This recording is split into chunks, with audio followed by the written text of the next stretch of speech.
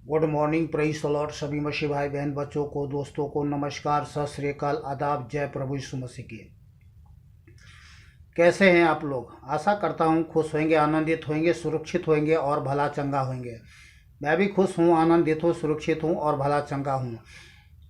जीवते अद्वैत परमेश्वर पिता परमेश्वर को कोटि कोटि धन्यवाद करते हैं कि पिता परमेश्वर ने अपने प्रेम के निमित्त हम सबको भला चंगा सुरक्षित रखा है। इसके लिए कोटि कोटि धन्यवाद करते हैं।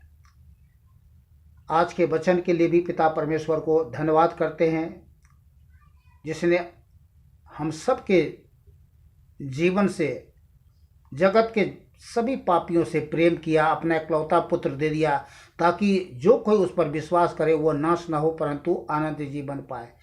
परमेश्वर प्रेम है और परमेश्वर का प्रेम महान है। परमेश्वर ने जो आज वचन दिया है, इसके लिए दिल से धन्यवाद करते हैं, कोटि कोटि धन्यवाद करते हैं। आइए एक छोटी सी प्रार्थना के साथ वचन में आगे चलते हैं। सर्वशक्तिमान पिता, दयालु अनुग्रहकारी करना मैं परमेश्वर पिता आपको धन्यवाद करते हैं महान प्रेम के लिए, जो आपने प्रेम के निमित्त अपने हालेलुया इकलौते पुत्र यीशु के द्वारा हम सब के जीवन में भलाई प्रकट किया। इसके लिए कोटि कोटि धन्यवाद प्रभु यीशु के नाम से होने दे। महान परमेश्वर पिता, आज का जो वचन आपकी ओर से दिया गया है, आज का वचन हर एक भाई बहन बच्चे, सुनने वाले हर एक भाई बहन बच्चे लोगों को जीवन में अधिकार से बसने पाए और आपके प्रेम से लोग हालेलुया भर जाए प्रभु यीशु के नाम से। हालेलुया। प्रत्येक लोगों को आपके बलवंत हाथों में सौंपते, आपके लहू में छुपाते हैं और अपने आप को भी। और इस छोटी सी प्रार्थना विनती हमारे उद्धारकर्ता एक माँ जीवित अद्वैत परमेश्वर प्रभु मसीह यीशु के नाम से मांग लेते हैं, आमीन। बोलिए आमीन। आमीन में होता है तथास्तु, अर्थात ऐसा ही हो।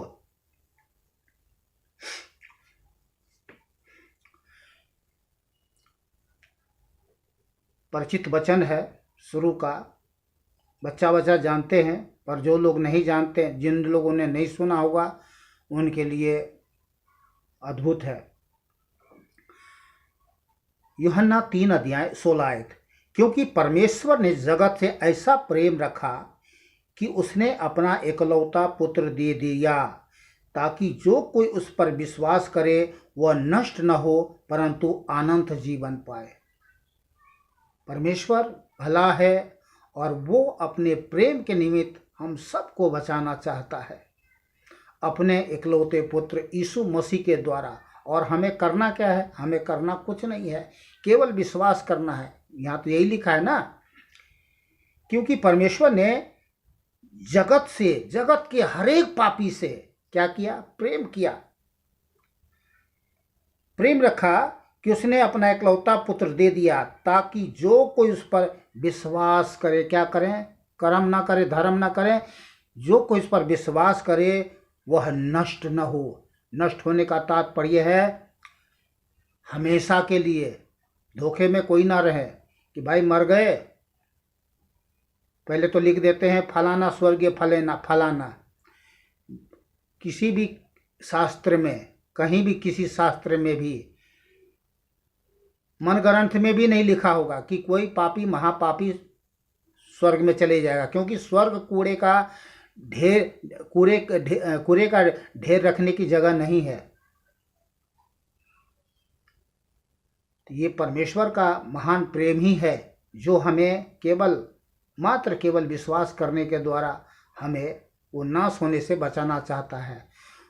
हम जब प्रभु यीशु मसीह पर विश्वास करते हैं, परमेश्वर हमारे विश्वास के अनुसार हमारे जीवन में विश्वास योग देख करके कि हाँ, ये हमारा बात सुन करके मानता है कि नहीं, या महापाप घृणित पाप करते हुए जीवन जीना चाहता है। तो बाइबल में लिखा है पाप की मजदूरी मौत, जो पाप करेगा वो मर जाएगा। तो परमेश्वर नहीं चाहता है कि कोई भी पापी नाश हो जाए। पापी तो सभी है जगत में, एक भी बाइबल में यही लिखा है, धर्मशास्त्र पवित्र शास्त्र बाइबल में यही लिखा है, सब ने पाप किया है और परमेश्वर की महिमा से रहित है। एक भी धर्मी नहीं है जगत में, एक भी कोई धर्मी नहीं है, सबके सब पापी है।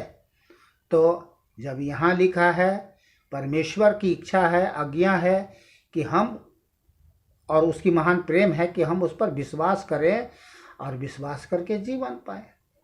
यदि आज उस महान परमेश्वर के प्रेम का बलिदान जो हमारे लिए, आपके लिए, जगत के समस्त पापियों के लिए जो दिया गया, जीवते अद्वित परमेश्वर यीशु को क्रूस पे चढ़ाया गया, यदि हम उस पर विश्वास नहीं करते हैं तो नीचे जो है आगे लिखा है, हम दोषी ठहर चुके। और दोषियों को क्या मिलता है? दंड। तो परमेश्वर नहीं चाहता कि हम दंड पाएं, हमारा जीवन नाश हो जाए। परमेश्वर हमें बचाना चाहता है। विश्वास करते हैं? बोलिए आमीन। चलिए मैं आपको पहला यूहन्ना 4 अध्याय 7 से 9 आयत तक मैं आपको पढ़ के सुना दे रहा हूं। वचन को ध्यान से सुने। हे प्रियो, हम आपस में प्रेम रखें, क्योंकि प्रेम परमेश्वर से है। जो कोई प्रेम करता है वह परमेश्वर से जन्मा है और परमेश्वर को जानता है। जो प्रेम नहीं रखता वह परमेश्वर को नहीं जानता, क्योंकि परमेश्वर प्रेम है। जो प्रेम परमेश्वर हमसे रखता है वह इससे प्रकट हुआ कि परमेश्वर ने अपने एकलौते पुत्र को जगत में भेजा है कि हम उसके द्वारा जीवन पाए। जीवन पाने की इच्छा रखते हैं। मैं उन सभी भाई बहन बच्चों लोगों से कहना चाहता हूं जो संसार में भटक रहे हैं, पाप में जीवन जी रहे हैं। जीवन चाहिए मौत, आशीष चाहिए श्राप, स्वर्ग चाहिए या नीचे नरक, ये मनुष्य का अपना चुनाव है। और परमेश्वर ने आज हम सब के लिए अपना सत्य वचन दिया है। और आज आप इस वीडियो के माध्यम से आज परमेश्वर के वचन को सुन रहे हैं, तो एक आपका चुनाव है कि आप जीवन को चुन ले। परमेश्वर किसी भी मरने वालों से प्रसन्न नहीं होता है। मरने का तात्पर्य यही होता है कि हमेशा के लिए परमेश्वर से अलग, नीचे नरक में। तो ये कोई डराने वाली बात नहीं है। मैं अपने तरफ से कोई बात बोल करके डरा नहीं रहा हूँ। ये परमेश्वर की बातें मैं बोल रहा हूँ, परमेश्वर के सत्य वचन को सुना रहा हूँ। अब परमेश्वर की बातों को कौन, किसकी मजाल है जो टाल दे, खंडन कर दे। भस्म करने वाला आग है परमेश्वर। पर हाँ, एक तरफ वो ज्वालामय आग है, भस्म करने वाले आग है, तो एक तरफ हिम से भी ज़्यादा श्वेत और ठंडा है, शीतल है, ठंडा है। और जब तक उसका क्रोध नहीं भड़का है तब तक हर एक पापी के लिए अवसर है कि हम उस जीवते अद्वित परमेश्वर पर विश्वास करें और जीवन को पालें। बोलिए आमीन। आमीन मीन्स होता है तथास्तु, अर्थात ऐसा ही हो। तो परमेश्वर ने प्रभु यीशु को भेजने के द्वारा अपना प्रेम हम सबके जीवन पर प्रकट किया है। और इस प्रेम को कभी नहीं भूलना है, कभी नहीं भूलना है, किसी रीति से नहीं भूलना है। चाहे दुख हो या सुख हो या कुछ भी हो, भूलना नहीं है। परमेश्वर को प्रेम को बनाए रखना है। प्रेम में जीवन पाया जाता है। प्रेम नहीं है तो फिर जीवन थोड़ी है। हर चीज़, चाहे मनुष्य हो, जीव हो, जंतु हो, कुछ भी हो, सब में प्रेम पाया जाता है। अगर प्रेम ना हो, कुछ नहीं। चलिए हम दूसरा पॉइंट में चलते हैं। जो अधिक क्षमा किया गया है अधिक प्रेम करता है। जो अधिक क्षमा किया गया है अधिक प्रेम करता है।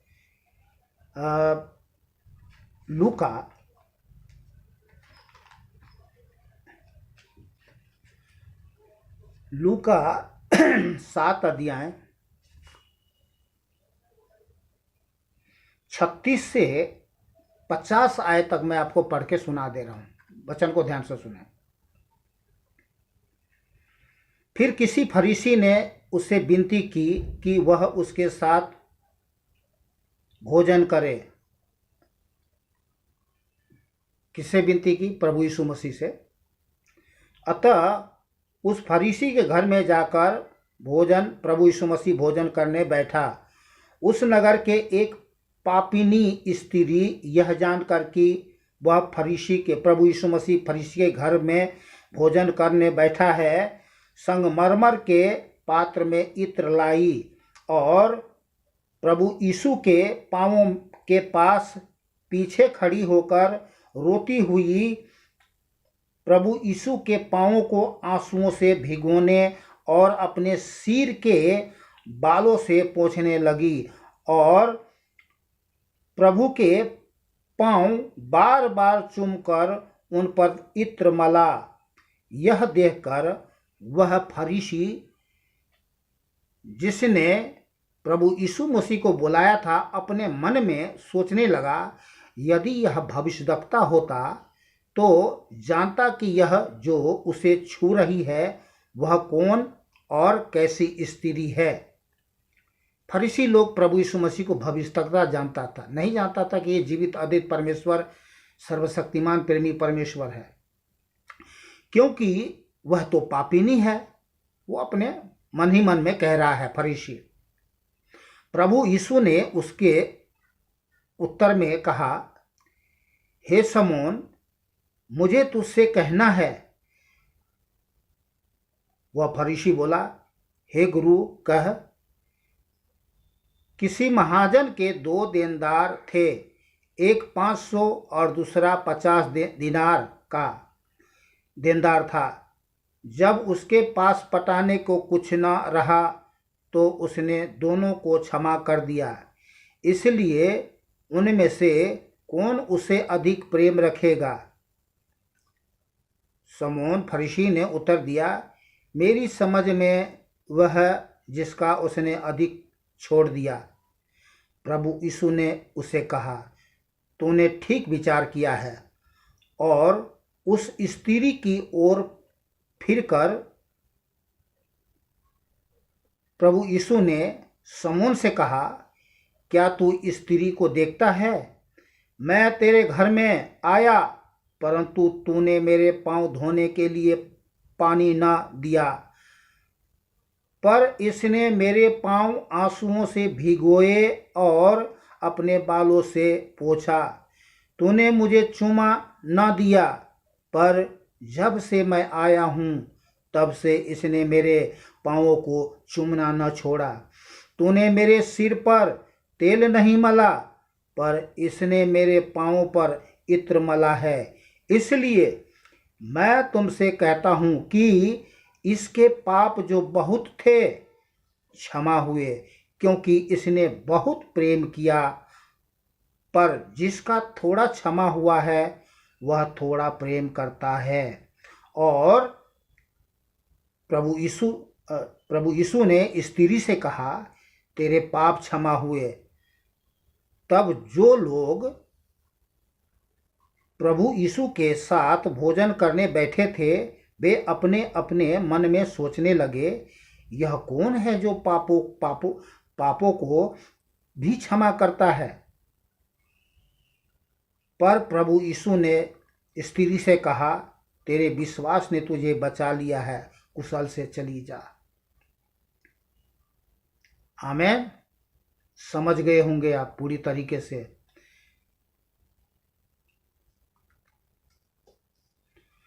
तीसरा, जो परमेश्वर को प्रेम करते हैं उनके लिए अद्भुत इनाम है। 1 कुरिन्थियों 2 अध्याय 9 आयत।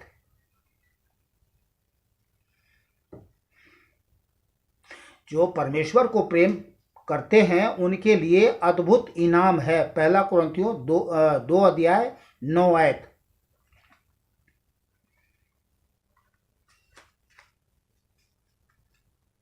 परंतु जैसा लिखा है, जो बातें आँख ने नहीं देखी और कान ने नहीं सुनी और जो बातें मनुष्य के चित्त में नहीं चढ़ी, वे ही है जो परमेश्वर ने अपने प्रेम रखने वालों के लिए तैयार की है। किसके लिए तैयार की है? अपने प्रेम रखने वालों के लिए। समझ गए होंगे, जो बातें आंख ने नहीं देखी, कान ने नहीं सुनी,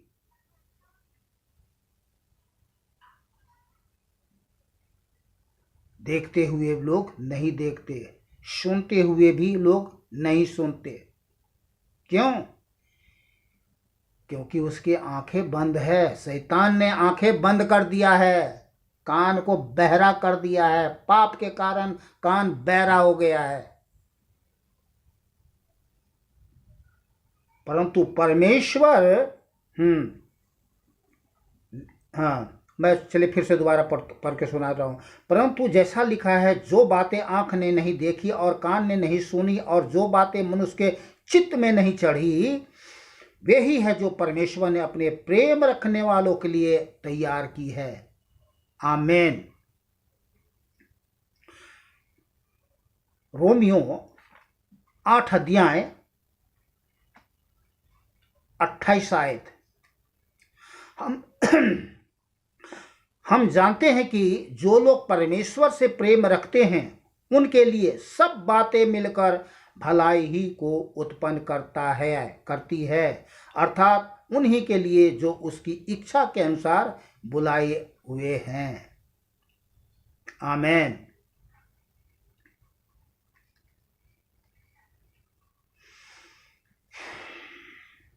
चौथा,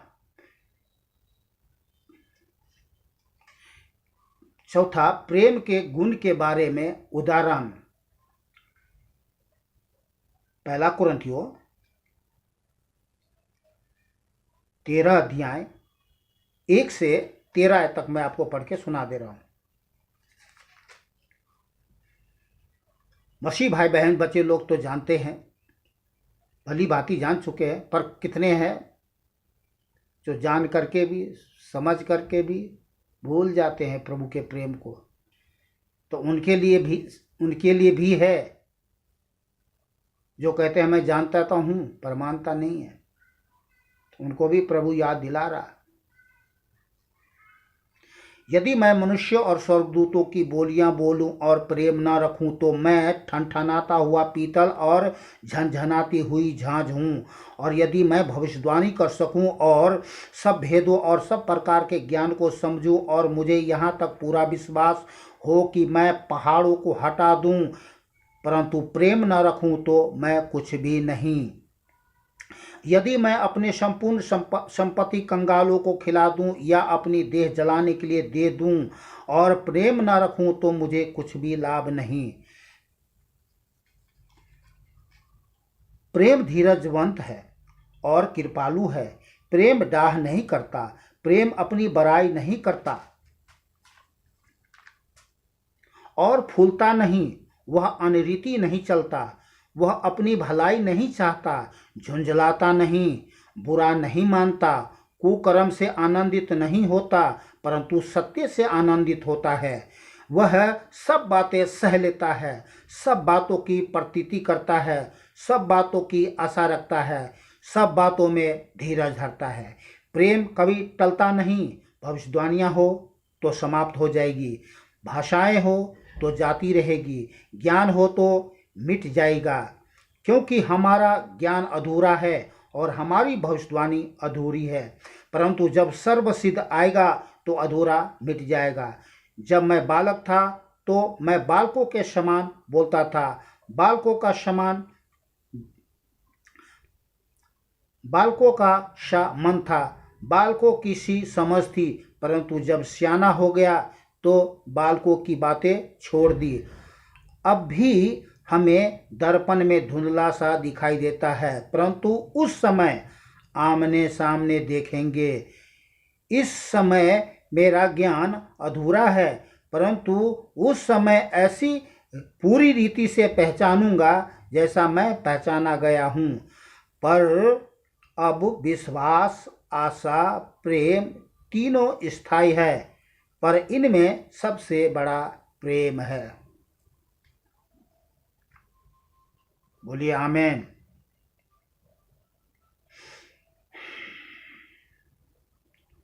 5वां, परमेश्वर के लिए प्रेम और पड़ोसी के लिए प्रेम प्राथमिक है। लूका 10 अध्याय 25 से 37 आयत तक।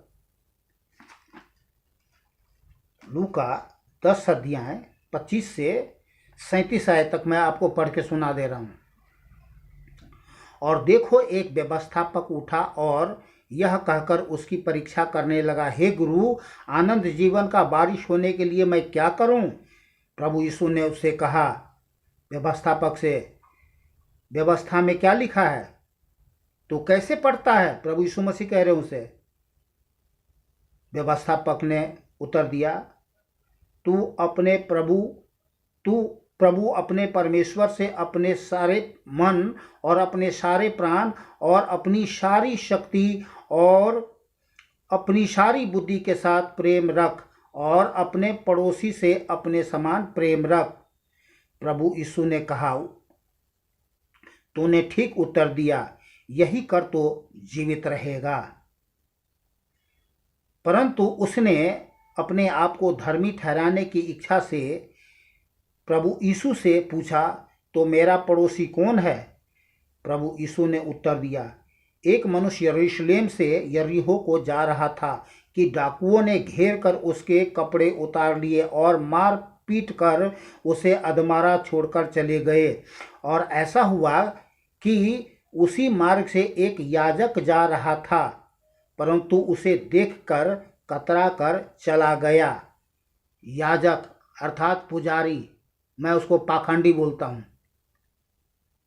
जब भाई कोई घायल आदमी है, उसको उठाना चाहिए, उसको सेवा मलहम लगाना चाहिए, पट्टी कराना चाहिए, डॉक्टर के पास ले जाना चाहिए।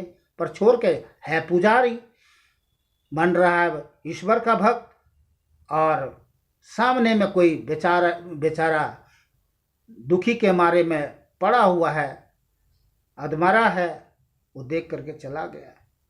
वो पाखंडी है, पुजारी नहीं है, वो पाखंडी है। तो और ऐसा हुआ कि उसी मार्ग से एक याजक जा रहा था, परंतु उसे देखकर कतरा कर चला गया। इसी रीति से एक लेवी उस जगह पर आया, वह भी उसे देखकर कतरा कर चला गया। भजन कीर्तन करने वाला, खूब भजन कीर्तन करने वाला, एकदम ताली बजा बजा के, ढोलक पीट पीट करके, पाखंडी, वो भी चला गया। परंतु एक सामरी यात्री वहां आ निकला और उसे देखकर तरस खाया। उसने उसके पास आकर उसके घावों पर तेल और दाखरस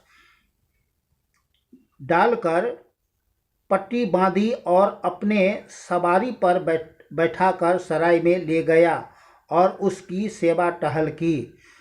दूसरे दिन उसने 2 दीनार निकालकर सराय के मालिक को दिए और कहा, इसकी सेवा टहल करना, और जो कुछ तेरा और लगे वह मैं लौटने पर तुझे भर दूंगा। तब प्रभु यीशु ने उस व्यवस्थापक से कहा, अब तेरी समझ में जो डाकुओं में घिर गया था, इन तीनों में से उसका पड़ोसी कौन ठहरा?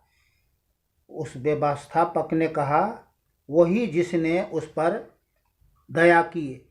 प्रभु यीशु ने कहा, जा तू भी ऐसा ही कर, जा तू भी ऐसा ही कर। तो हमें करना चाहिए। कोई लाचार है, बीमार है, कोई गिरा पड़ा है, कोई एक्सीडेंट है, या कुछ भी हो, कोई परेशानी हो, हमें उसकी सहायता जरूर करनी चाहिए। वही है पड़ोसी, उसका असली पड़ोसी वही है। पड़ोसी वही नहीं जो घर के बगल में है। पड़ोसी उसे कहते हैं जो बखत में काम दे, उसको बोलते हैं पड़ोसी।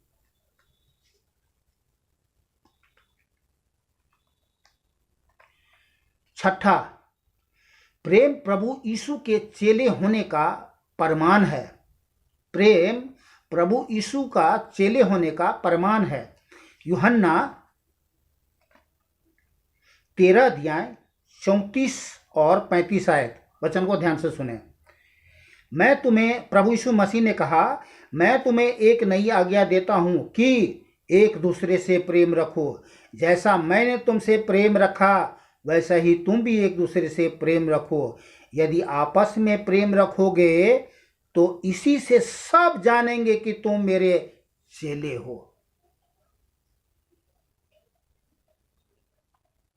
आमीन। और सातवां, प्रेम परमेश्वर की आज्ञा मानने के साथ जुड़ा हुआ है। प्रेम परमेश्वर की आज्ञा मानने के साथ जुड़ा हुआ है। इसको देखेंगे यूहन्ना 14 अध्याय 15 आयत प्लस 21 से 23 आयत तक। यदि तुम मुझसे प्रेम रखते हो तो मेरी आज्ञाओं को मानोगे।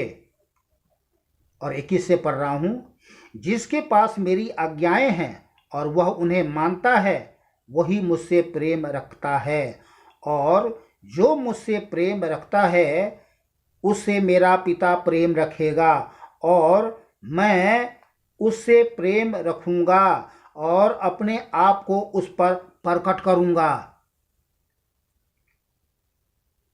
और 23 आयत में लिखा है, प्रभु यीशु ने उसको उत्तर दिया, यदि कोई मुझसे प्रेम रखेगा तो वह मेरे वचन को मानेगा, और मेरा पिता उससे प्रेम रखेगा, और हम उसके पास आएंगे और उसके साथ बात करेंगे, साथ रहेंगे, बात करेंगे, चलेंगे, वह सब कुछ करेंगे जो हमारे जीवन में इच्छा होती है या जरूरत होती है, पूरी करेंगे। जब साथी है मसीहा, फिर क्या बात है। बोलिए आमीन। और दूसरा यूहन्ना 1:6 भी मैं आपको पढ़ के सुना दूं।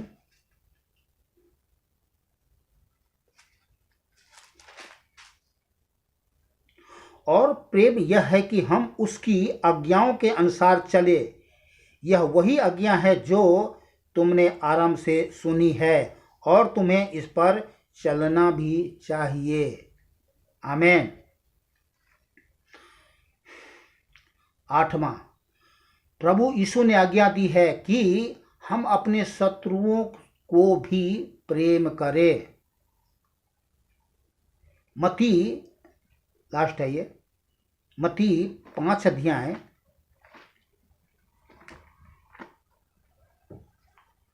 44 से 46 आयत तक।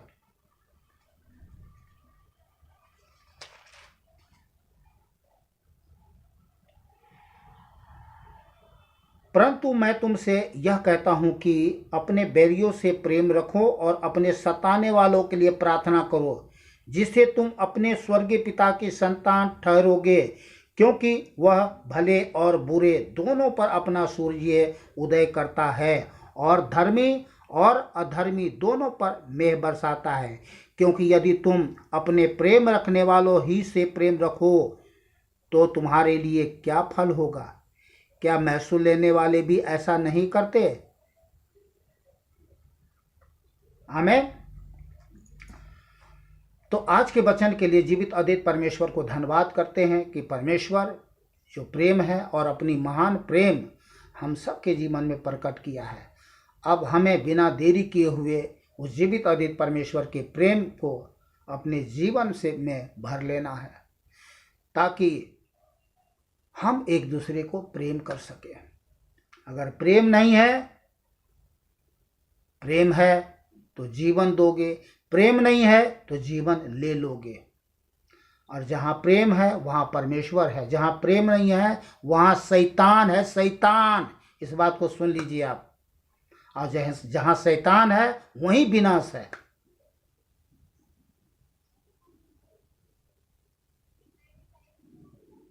चलिए, प्रभु ने हमें वचन दिया, आप तक पहुंचा दिया। आज के वचन से हमने भी प्रभु के प्रेम से भर गया, और मैं विश्वास करता हूँ कि आप लोग भी प्रभु के प्रेम से भर गए होंगे। पर इसको कहीं उधेल मत दे, जैसे कुछ खा करके लोग उल्टी कर देते, वो मत करें। इसको अपने तिजोरी में रखें, आत्मा में यह जान करके कि ये जीवन है आपके लिए, अनंत काल का जीवन, अनंत काल का ईश्वर, अनंत काल का परमेश्वर आपके साथ रहना चाहता है, आपके साथ बात करना चाहता है, आपके साथ चलना चाहता है, आपके साथ आपके जीवन में बहुत कुछ करना चाहता है। आप चाहते हैं, इच्छा रखते हैं, तो एक छोटा सा प्रार्थना करें हमारे साथ में। सर झुकाइए, बोलिए, हे सर्वशक्तिमान प्रभु परमेश्वर यीशु, मैं आपके चरणों में आता हूँ, आती हूँ। मैं स्वीकार करता हूँ, करती हूँ कि मैं पापी हूँ, पापिन हूँ। मेरे पापों को क्षमा करें, मुझ पर दया करें, मुझे बचा ले प्रभु जी। आप मेरे पापों के लिए क्रूस पर चढ़ गए, मारे गए, गाड़े गए और मुर्दों में से तीसरे दिन जी उठे। मेरे पापों को क्षमा करें, मुझे उद्धार करे प्रभु, मुझे बचा ले प्रभु।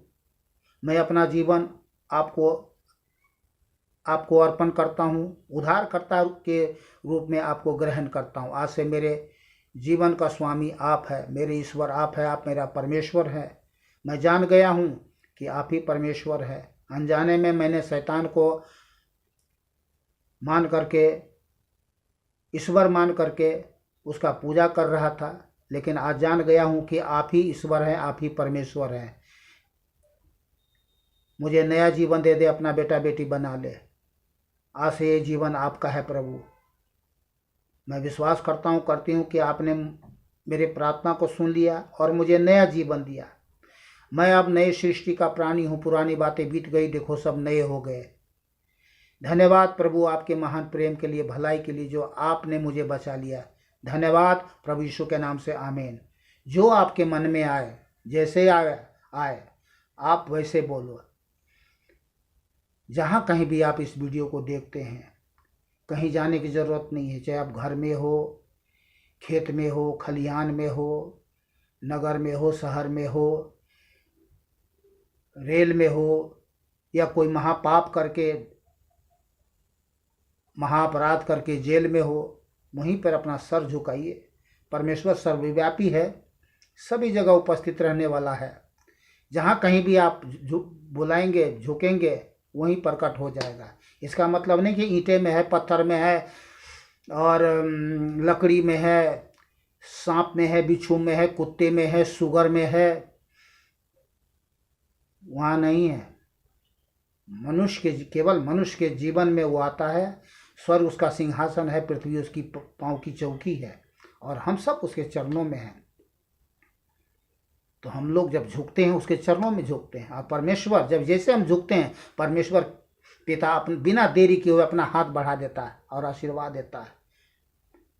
और परमेश्वर का आशीर्वाद हमारे जीवन के लिए धन्य हो जाते हैं, इसलिए तो धन्यवाद करते हैं। चलिए, आज के वचन के लिए पिता परमेश्वर धन्यवाद। खुश रहे, आनंदित रहे, सुरक्षित रहे, भला चंगा रहे।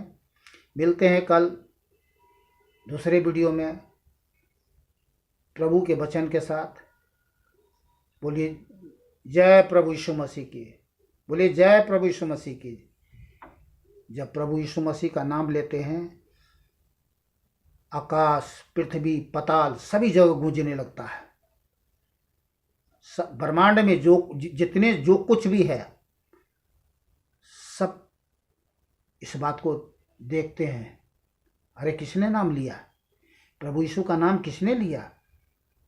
चौंक जाते हैं। कहता ये व्यक्ति, इस व्यक्ति ने गवाही देगा। मैं आपको बता रहा हूँ, जब स्वर्ग में जाओगे तो सब गवाही देगा कि हाँ, इस व्यक्ति ने नाम लिया था, यही व्यक्ति था, मैंने सुना था। पर जब नाम नहीं लोगे, विश्वास नहीं करोगे, कोई भी प्राणी पापमय गिरमित, प्रभु से पापमय गिरमित जीवन जिएगा। गयो कहावत में सुना आपने? गयो भैंस पानी में, और जो भैंस गया पानी में, मगर मत्स्य उसको क्या करेगा, टुकड़े टुकड़े करके निवाला बना लेगा। चलिए, बोलने बताने के लिए समझाने के लिए बहुत सारे बात है, समझदारी के लिए सारा काफ़ी है।